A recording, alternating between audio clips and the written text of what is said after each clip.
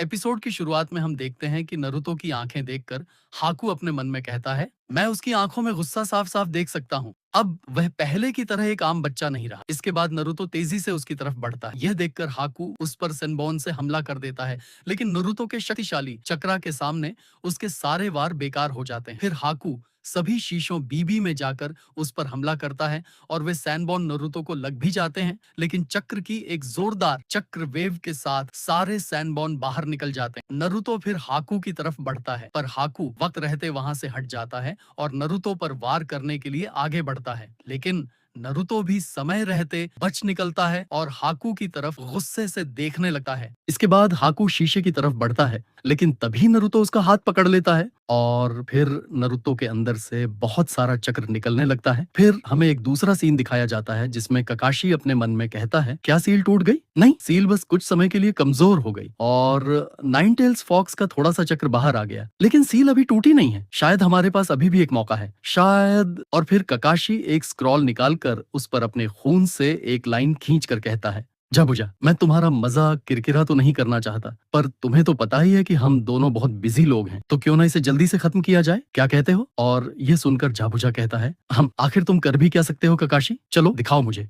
फिर हम देखते हैं कि नरुतो के चक्र के प्रेशर से शीशों में क्रैक्स आने लगती हैं। हाकू मन ही मन सोचता है, इसका चक्र तो बहुत ताकतवर है, मैं इसे और नहीं झेल पाऊंगा। इसके तुरंत बाद नरुतो हाकू को एक जोरदार मुक्का मारता है। हाकू अपने शीशे को तोड़ते हुए काफी दूर जाकर गिरता है। उसके मास्क में क्रैक आ जाता है और उसके सारे शीशे चूर चूर हो जाते हैं। हाकू खड़ा होता है और नरुतो उसकी तरफ बढ़ने लगता है। हाकू मन में कहता है, जाबुजा, मैं इस लड़के से नहीं जीत सकता, मुझे माफ करना कि मैंने तुम्हें निराश किया। तभी उसका मास्क नीचे गिर जाता है। चेहरा देकर नरुतो रुक जाता है और चौंक कर कहता है, तो जंगल वाला लड़का तुम थे? तुम रुक क्यों गए? तुमने मुझे मारा क्यों नहीं? क्या तुम मुझे मारकर अपने दोस्त का बदला नहीं लेना चाहते? नरुतो हिचकिचाते हुए हाकू को एक मुक्का मारता है, जिससे हाकू नीचे गिर जाता है और उसके मुंह से खून निकलने लगता है। हाकू उठते हुए नरुतो से कहता है, क्या तुम्हें सिर्फ इतनी ही ताकत है? तुम्हारी वह पहली वाली ताकत कहाँ गई? इतनी ताकत से तुम मुझे नहीं हरा सकते और न ही अपने दोस्त का बदला ले सकते हो। या फिर वह तुम्हारे लिए उतना खास नहीं था जितना तुम दिखाते हो? अपने दुश्मन पर दया दिखाना ये दया नहीं, अपने सपने के साथ धोखा है। फिर तुम किस लिए जीते हो? तुम्हारे जीने का कोई मतलब नहीं है, तुम बस एक बोझ हो। नरुतो हैरान होकर पूछता है, अरे तुम ये क्या कह रहे हो? हाकू उदास होकर कहता है, मैं अपने बारे में बात कर रहा हूँ। आज मुझे पता चल गया कि मैं अब जाबुजा के किसी काम का नहीं रहा। पर जाबुजा ही क्यों? उसे दूसरों की बिल्कुल परवाह नहीं है। अगर सच में तुम्हारे लिए वह इतना खास है तो मुझे तुम पर तरस आता है। क्या कोई और तुम्हारे लिए खास नहीं है? हाकू धीमे से जवाब देता है, एक ऐसा वक्त था जब मेरे लिए और लोग भी खास थे।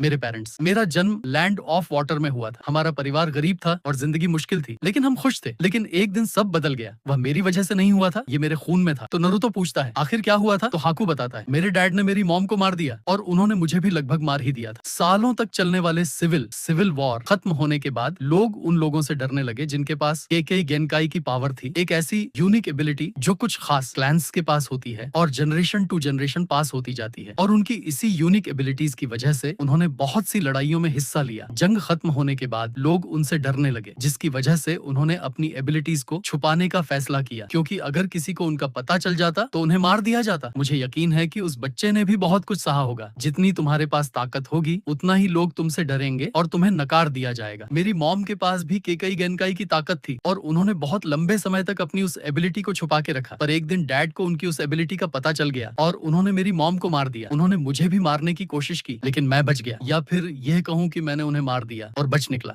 जब मैंने होश संभाला तो मेरे पेरेंट्स मेरी जिंदगी से चले गए थे, लेकिन मुझे ऐसा लग रहा था कि कुछ ऐसा जो मेरे लिए बहुत ही जरूरी था वह मुझसे छीन लिया गया हो। नरुतो पूछता है, तुम्हारे पेरेंट्स से भी ज्यादा जरूरी? हाकू जवाब देता है, हाँ, इस दुनिया में किसी को भी मेरी जरूरत नहीं थी, मैं बेकार था। ये सुनकर नरुतो कहता है, बिल्कुल मेरी तरह। फिर हाकू कहता है, नरुतो, तुम होकागे क्यों बनना चाहते हो? इसलिए ताकि लोग तुम्हें एक महान निंजा के रूप में देखें। वह दूसरे लोग ही हैं जो हमारी जिंदगी को महत्व देते हैं। कोई ऐसा जिसे तुम्हारी जरूरत हो और वह तुम्हें वैसा ही एक्सेप्ट करे जैसे तुम हो, तो वह तुम्हारे लिए खास बन जाएगा और तुम्हारी जिंदगी को एक मकसद देगा। मेरे लिए वह शख्स जाबुजा है। वह तब मेरी जिंदगी में आया जब किसी को मेरी जरूरत नहीं थी। जिस ताकत से सब लोग डरते थे उस ताकत की उसे जरूरत थी, जिस बात से मैं बहुत खुश था। ऐसा कहकर उसकी आंखों में आंसू आने लगते हैं। फिर वह नरुतो की तरफ बढ़ने लगता है, जिससे नरुतो थोड़ा घबरा जाता है। और फिर हाकू कहता है, नरुतो, मैं चाहता हूँ कि तुम मुझे मार दो। फिर हमें एक दूसरा सीन दिखाया जाता है जिसमें ककाशी स्क्रॉल को हाथ में लेकर हैंड साइंस